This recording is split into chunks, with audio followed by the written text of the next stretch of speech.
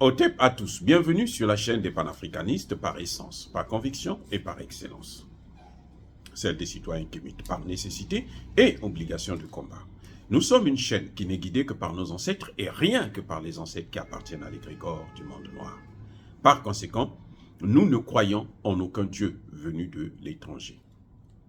Toutefois, cette vidéo n'est aucunement destinée à inciter à la haine ou à la violence, car nous menons un combat qui est d'abord et avant tout spirituel, intellectuel et démocratique. Ensuite, il est politique, géopolitique et géostratégique. Contre l'impérialisme, le colonialisme, le néocolonialisme et l'endocolona, qui sont tous qualifiés de crimes contre l'humanité. Nous menons ce combat sur la base du principe fondamental que nous avons hérité de nos ancêtres kémites, qui est celui de la Mahat, c'est-à-dire solidarité, vérité et justice.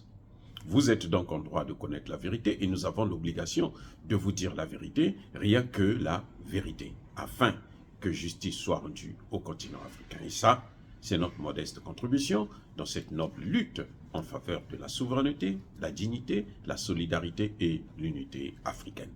C'est exactement ça que nous appelons le panafricanisme. Bien-aimés frères et sœurs,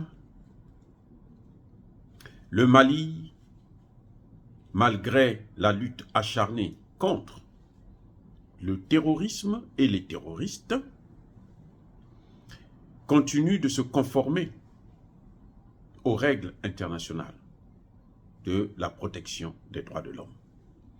Continue de suivre, malgré tout, les droits, de respecter les droits des individus, fut-il des terroristes.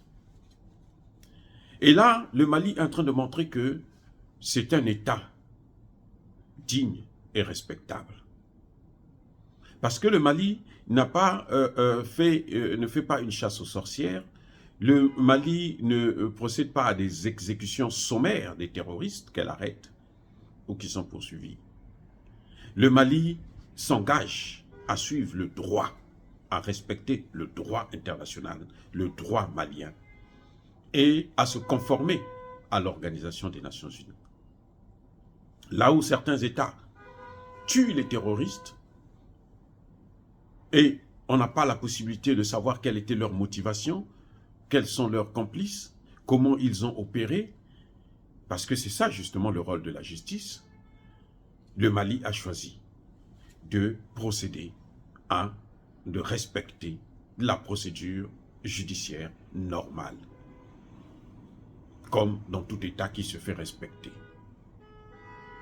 Donc le Mali a saisi le ministère de la Justice qui a donné le dossier au procureur général près la cour d'appel de Bamako pour poursuivre tous les terroristes, notamment les grands chefs terroristes et leurs complices.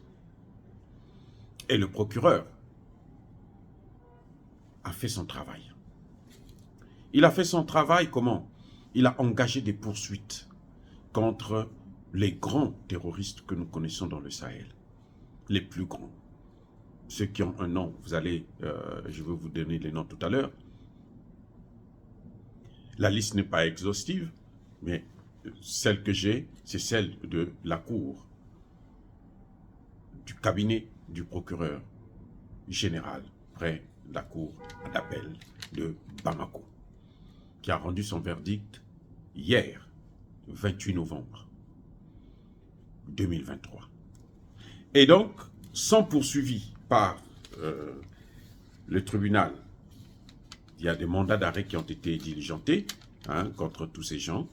Et nous attendons maintenant de voir la coopération des pays de la communauté internationale. On va voir comment les autres pays vont réagir, si eux aussi, ils vont coopérer à ce qu'on puisse avoir la vérité.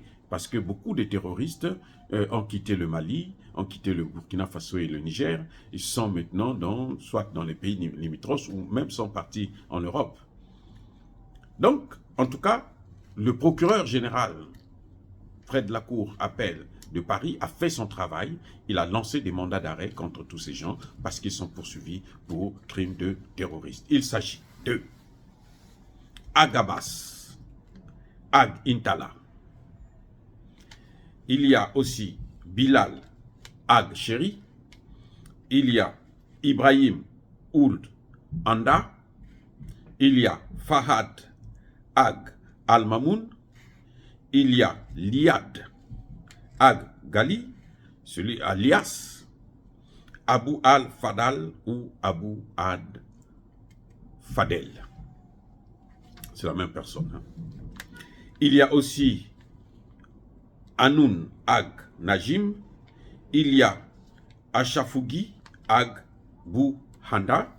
Il y a Hussein Ould Goulam. Et vous avez aussi Amadou Bari, le fameux Amadou Boufa. Voilà, tous ces noms, tous ces gens dont je venais de citer les noms, sont poursuivis. Il y a des mandats d'arrêt contre eux maintenant. C'est pour vous dire que le Mali respecte le droit de l'homme. Le Mali est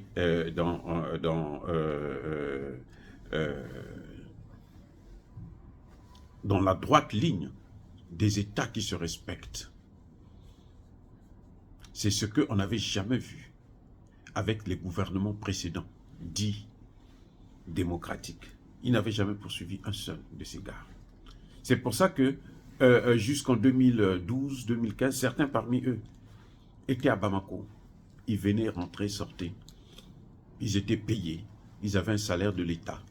Mais c'était eux qui partaient tuer les pauvres populations maliennes, sous prétexte qu'ils veulent un État de l'Azawad. Maintenant, la récréation est terminée. Et vous voyez maintenant ce que disait le Premier ministre il y a quelques jours, que nous n'allons plus faire de négociations avec ces voyous. Nous allons les arrêter et les amener à la justice. Ils doivent répondre devant la justice malienne de leurs crimes. Et ça, c'est incontestable, c'est à saluer. Personne ne peut les protéger là maintenant. On va voir maintenant, comme je disais tantôt, comment la communauté internationale va coopérer. Est-ce que les États qui les accueillent vont les livrer ou bien ils vont les laisser prospérer, se réorganiser, se préparer depuis l'étranger pour chercher encore à venir nuire ou plutôt déstabiliser le Mali, ce qui sera plus une tâche facile parce que je pense que maintenant nous sommes en train de mettre en place toutes les bases nécessaires pour que rien ne puisse être comme avant. Je vous rappelle que aujourd'hui, au moment où nous parlons, Kidal a maintenant toutes les administrations, tous les services sociaux de base sont à Kidal. Vous avez aussi tous les services de sécurité, la police, la gendarmerie, la garde nationale et l'armée qui sont à Kidal. Maintenant, s'ils reviennent à Kidal, ils auront affaire à un État, à l'État du Mali. Parce que toutes les institutions de l'État sont représentées à Kidal. Dire cela, c'est inciter à la haine ou à la violence. Non. Il n'y a pas colère, il y a malheur. Encore une fois de plus, bien-aimés frères et sœurs, je persiste et je signe, soyez bénis. Soyez abondamment bénis par le Dieu des Kémites et par nos ancêtres angélisés. Mais que tous ceux qui persécutent le continent africain, le pillent et le déstabilisent, qu'ils soient noirs, blancs, chinois, arabes, juifs, indiens, ou qui qu'ils soient punis, maudits, foudroyés, neutralisés, écrasés, effacés par ce Dieu des Kémites et par nos ancêtres angélisés. Vive l'Afrique éternelle, j'ai dit et j'assume.